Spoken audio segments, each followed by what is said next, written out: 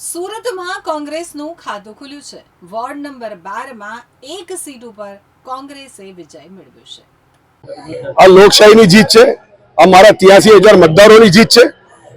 આ અહંકારી લોકો સામેનો લોકોનો પરચો છે। આ અહંકારીઓનો જવાબ છે જે લોકો એમ કહેતા હતા કે કોંગ્રેસનું ખાતું નહીં ખુલે।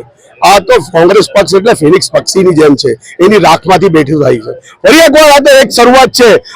આ સુરત મહાનગરપાલિકાના સત્તામાં અમે કબજો કરીશું ને આવતું જે વિધાનસભાનું ઇલેક્શન છે એમાં બી અમે કબજો કરશું।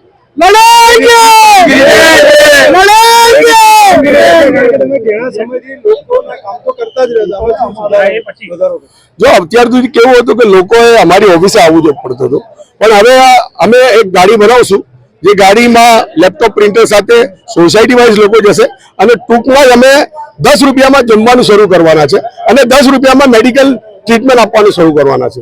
એટલે પ્લાન તો ઘણા છે। આ લોકોએ જેટલા વિકાસની વાત કરી છે એ કંઈ કરવું નથી એવું નથી।